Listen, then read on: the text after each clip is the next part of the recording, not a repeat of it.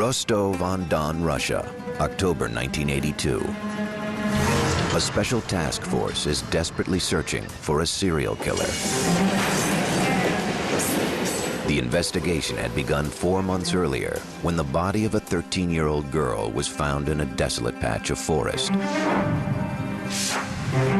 With the identification of the bodies and then forensic tests of the remains. Despite these efforts, the body count rose. By 1984, we had found 23 bodies. Some of the bodies were still fresh, which gave us a broader picture of the injuries and the killer's behavior at the site of crime. Many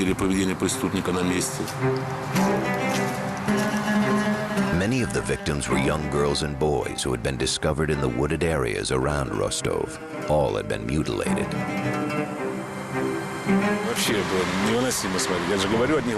When they found some of the victims, you could still see the reflection of horror in their eyes. It was very hard to look at because many were just children.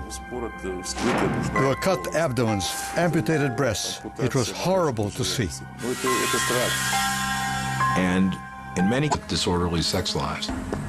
As time went on, he started to take more and more boys, innocent children, whoever he could lure and kill. He chose children whose physical stature made it easy for them to be manipulated. He chose prostitutes who were willing to go with a stranger. Police focused their efforts on transportation papers. He identified himself as Andrei Chikatilo, a 54-year-old grandfather and loyal Communist Party member. The detective did not have enough reason to hold Chikatilo.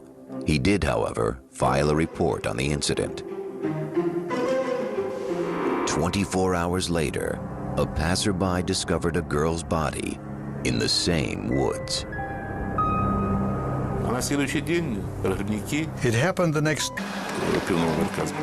He had come out of the pub with a bottle of beer and tried to make contact with a young boy. We suspected that he might try to lure the boy away. And at that point, Chikatilo was arrested. By now, Chikatilo was suspected of committing more than 30 murders, but the police had no eyewitness and few real clues. Detectives desperately needed proof of his guilt. Annals of crime. Andrei Chikatilo is undoubtedly one of the most sadistic killers ever to live, and he got away with murder for more than 12 years.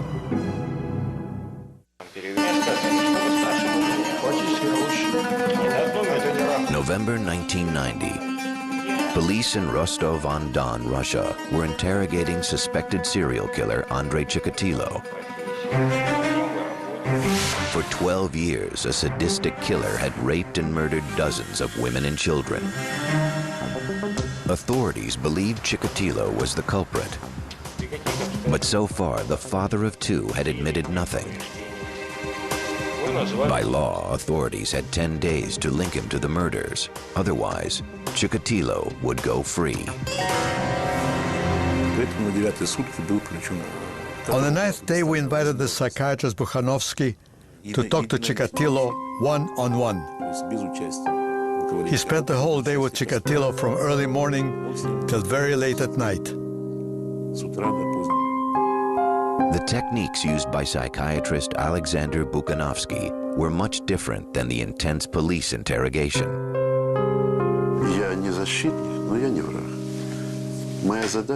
I explained I wasn't his enemy, although not a defender either. In the medical language, there are no words like guilty and wrong. Creation and wanting to be out of it.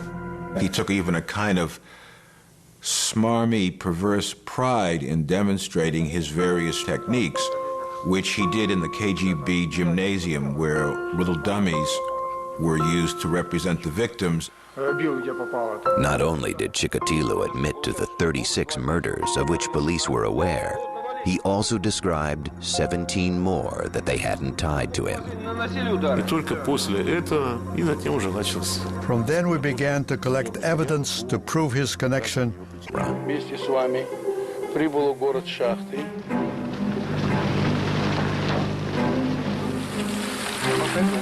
Walking between the gravestones of a small public cemetery, Chikatilo brought them to the site of a shallow, unmarked grave.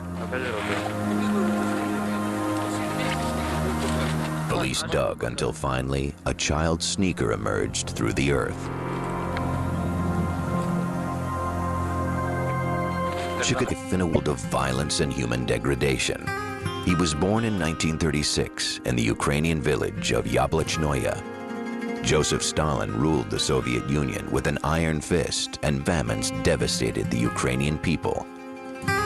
There were serious food shortages in Ukraine, partly as a result of the devastation of the war, and partly as a result of the agricultural policies of the Stalin-era Soviet Union. That as a young teen, he became an active member of the Communist Youth League. Chikatilo was very genuine in his belief, in his professed public belief in communism. But with the onset of puberty, young Andrei realized that he was not like the other boys in the Youth League.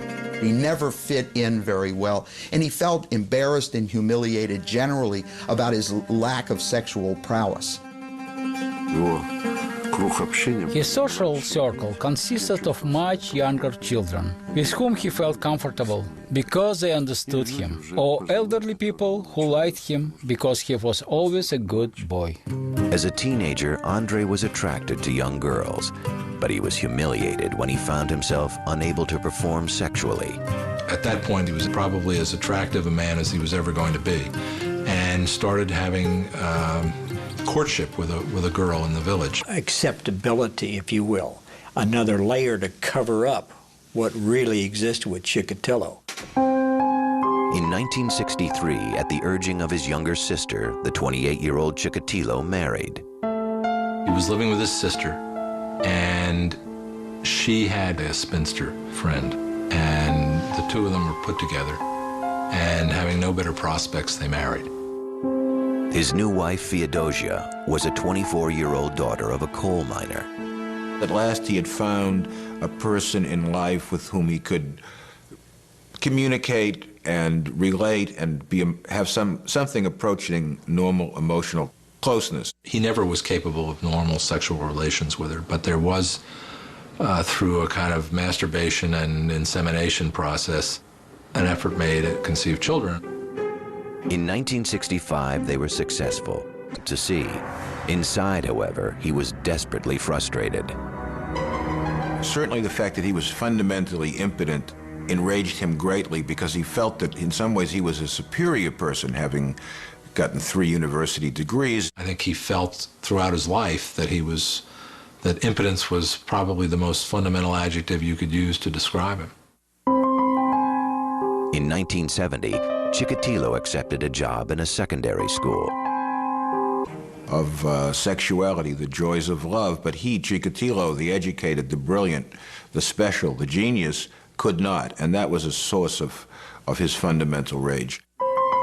In the early 1970s, Chikatilo responded to his anger and frustration by secretly molesting students, both male and female. He felt so profoundly rejected by adults, he was unable to have sexual relationships with consenting adults, so he instead went to vulnerable children. He moved his family to the nearby town of Shakti. There he found a new position, teaching at vocational school number 33.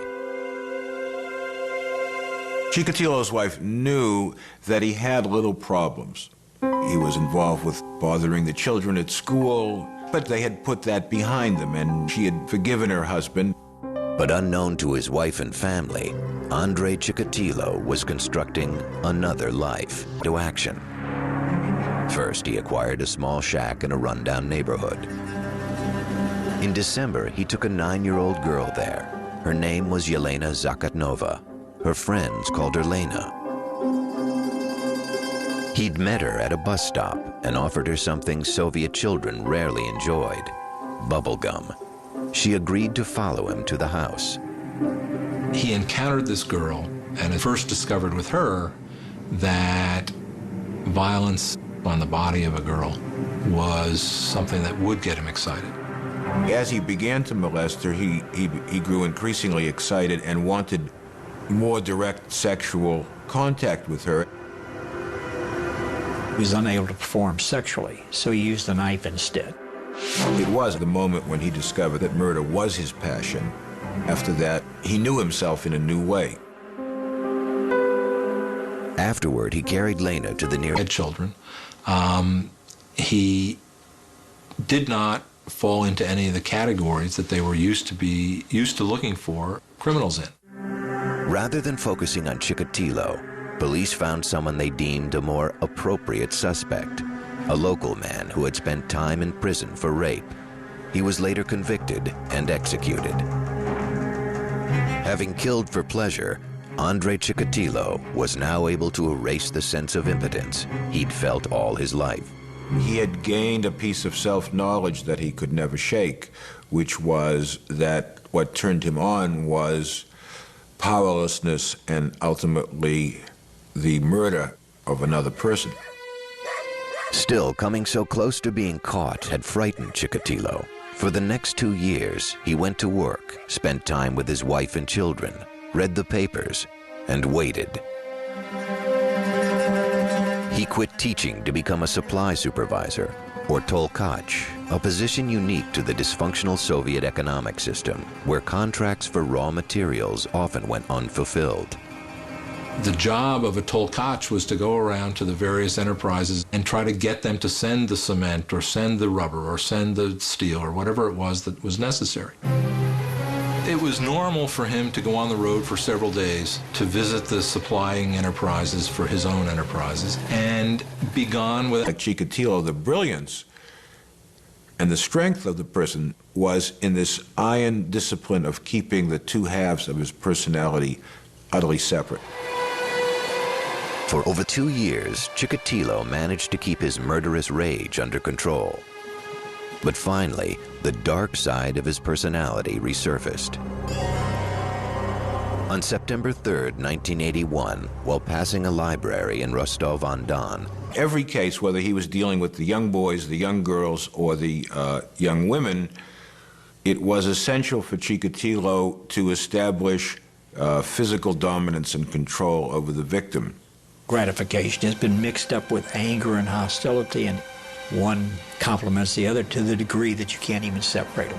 He became intensely excited and even would spontaneously ejaculate during that mutilation that had taken place. Then he cut off pieces of his victims' bodies.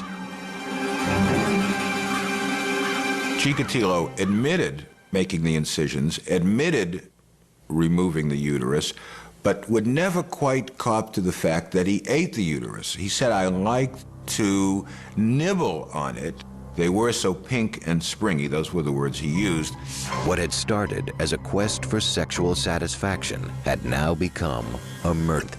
2 Rostov detectives spotted a 6-foot-tall man wearing a black fur cap. He was trying to make conversation with a young girl. It was decided not to detain him on the spot, but follow up and see what he was going to do. The officers tailed the suspect as he approached one young woman after another. Eventually, they observed him fondling a prostitute in a deserted station. This act of public Leninist party member. He was eventually released. They were looking for a young killer who had a criminal record, who might have been known as a sexual pervert in his community. He had gray hair, thick glasses. He was tall and skinny with a little pouch of a belly. He seemed to be just another face in the crowd of people that you would see in a provincial Soviet city. In addition, police laboratories mishandled a blood test that could have tied Chikatilo to the crimes. Well, the Russian police were, first of all, technologically in the Stone Age, and in terms of organization were on that level as well. So typically blood and sperm samples would get lost. That in itself was an example of the failures of Soviet science and of Soviet production capabilities. Chikatilo was free to kill again. Police were desperate to stop the attacks, so they decided to try an American criminological technique, psychological profiling. Psychiatrist Alexander Buchanovsky was recruited to create a psychological portrait of the killer. Preparing the criminal's profile took several months of hard work. I had access to top secret killing spree and 52 victims. Andrei Chikatilo was arrested. Dr. Buchanovsky's profile would prove chillingly accurate. In his confessions, he says he enjoyed their cries, he enjoyed the blood, and he enjoyed their pain. Well, he's obviously a sexual sadist. What the serial murderer learns with the act of his first murder is that he can be in control. Because until this time, they've basically been the scattered pieces of an individual that has never made them feel that they are in charge. The most serious motivating force for a lot of people, if not all people, is sex. The desire to procreate, the desire to be a sexual being. And in his case, it was just a totally frustrated, humiliating failure that he struggled with all of his life. Spring 1992. Andrei Chikatilo, 56-year-old grandfather and loyal party member, stood accused of a string of gruesome and brutal murders. The Soviet Union had collapsed, becoming the Commonwealth of Independent States. Chikatilo's trial promised to be the first great spectacle of the post-Soviet era. The Russian people reacted with grim fascination. Once Chikatilo's case On the morning of April 14th, 1992, in the Russian city of Rostov-on-Don, citizens flooded the steps of the House of Justice, anxious for a glimpse of the accused killer, Andrei Chikatilo. For months, newspaper headlines had branded him the Red Ripper, or the Butcher of Rostov. Chikatilo was dressed in a souvenir Olympic sports shirt provided by the court. His head had been shaved, a standard procedure to guard against lice. As proceedings began, the setting resembled a circus more than a murder trial. he was in a large iron cage in the courtroom. The cage was to protect him from the rage of the parents of the victims. He was never able to sit at a table and converse with his lawyer the way a Western defendant would have been. It was a bizarre scene.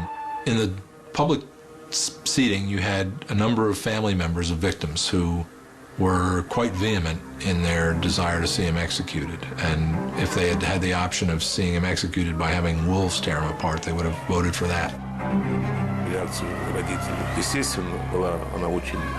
The victim's parents' reaction was understandably strong.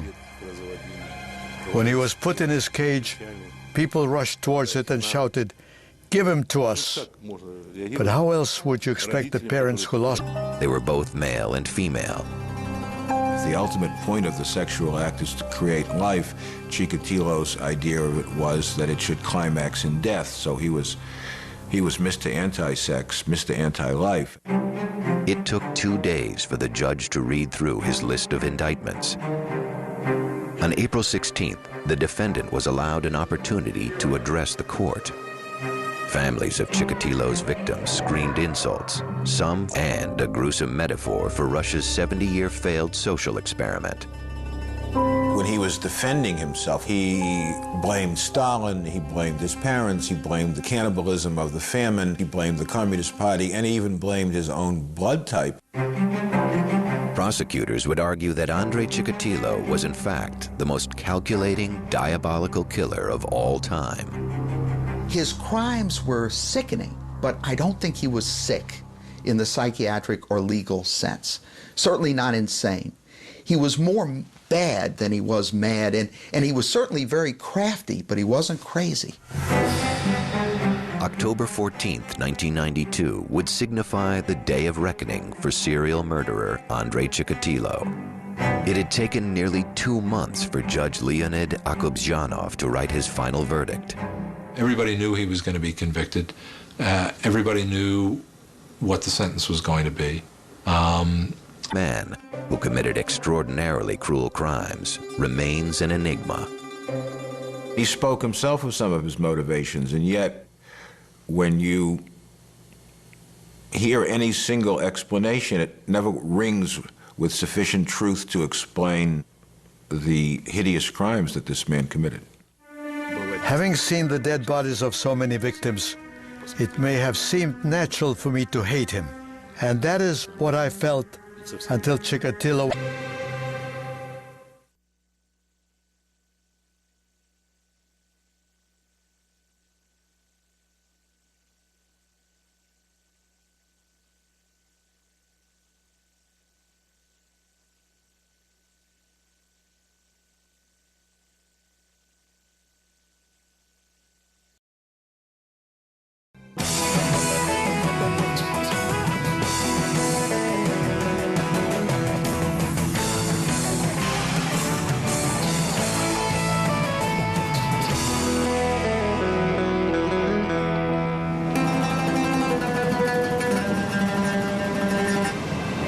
Rostov-on-Don, Russia, October 1982.